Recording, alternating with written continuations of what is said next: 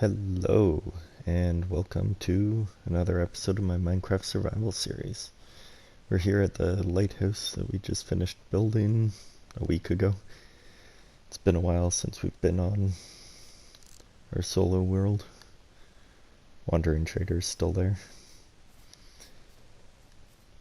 Pretty happy with how this build turned out.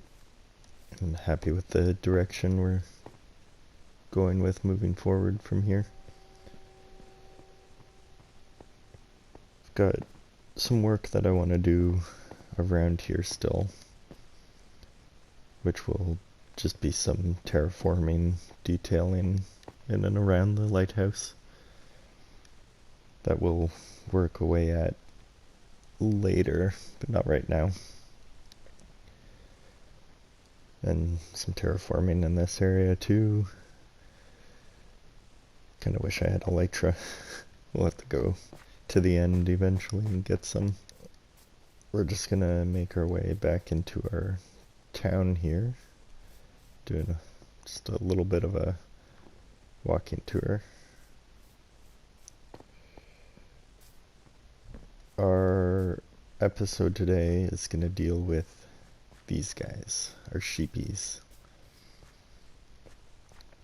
because wool is a very valuable building block. Comes in 16 colors and it's very useful. And we're going to be finding the location of where I'm going to put the sheep farm, the wool farm. I'm so happy with how this turned out. And I think it's going to be kind of beside the mud farm here. Cat. Maybe on this level or just up here.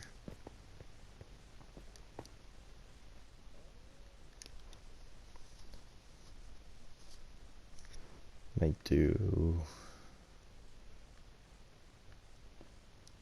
on that level. We'll get rid of these houses and the food, the villager food. Is our villager in here? What are you doing here? So maybe I'll build it here somewhere.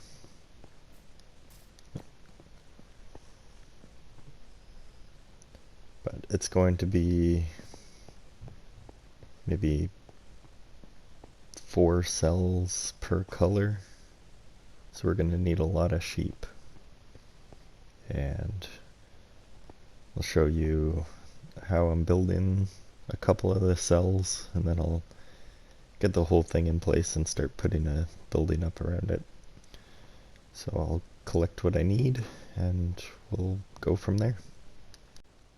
As we start this farm, we're gonna make sure it's orientated east to west. So the way you do that, aside from looking at where the sun is setting, is by throwing down a sunflower. It'll always face east. Right? No matter what direction your body is oriented, the sunflower will always point east.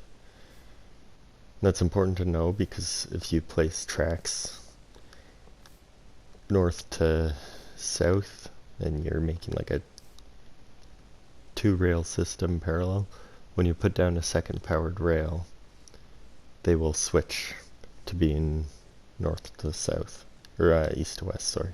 Whereas if you have your system going east to west, they will be able to stay parallel with each other. That's going to be very important for the hopper system. Everything in this chest that this lovely villager is showing off is what we need for the farm, for a single cell of the farm, minus the sheep, because sheep don't fit inside these chests. We will start by putting down our rail with a grass block above it.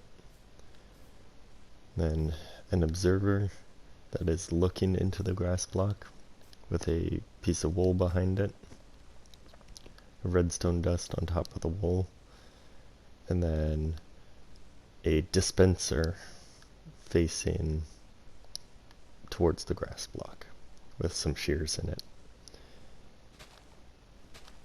And then we'll put 5 more grass like that. This just helps speed up the grass growing here when the sheep eat it. And then on these 3, you'll put a layer of glass, and then on top of all of those. And then this wheat is so that you can get the sheep up here. You'll get some dirt stairs, grab some wheat, you'll get the sheep up here. Not you sheep, that sheep.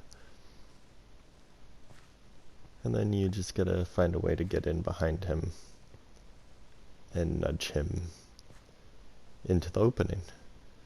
And that's it. And then you can put any block up on top to make sure no baddies fall in there. It's not necessary, but once that's all there, you will put a hopper cart under it, and that'll collect all the wool. As you'll see by us sitting here, he will do his thing soon. There we go. So he ate, it's been snipped, and then the wool is down here. Only one.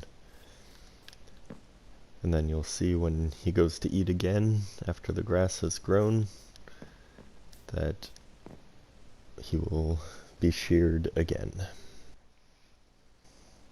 There we go. So the grass grew, the sheep ate, and then got sheared.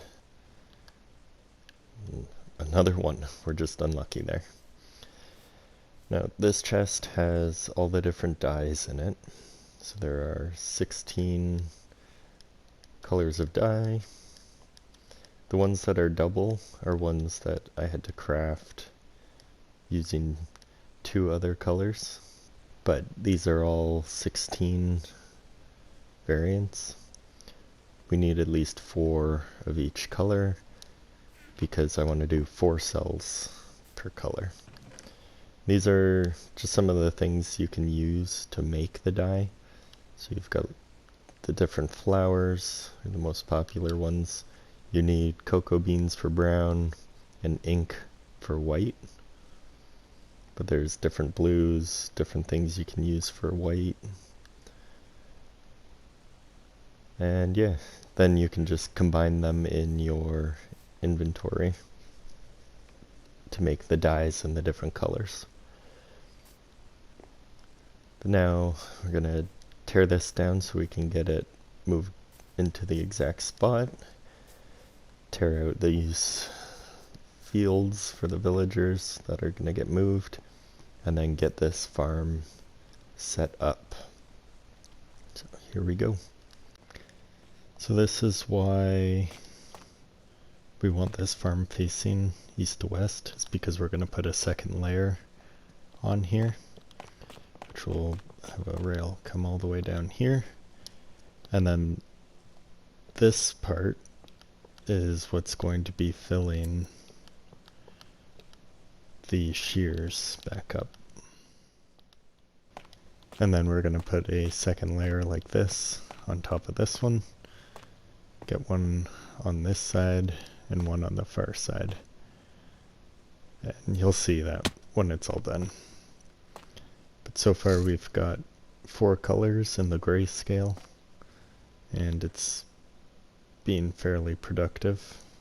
We started with the white, the light gray, then the gray and the black.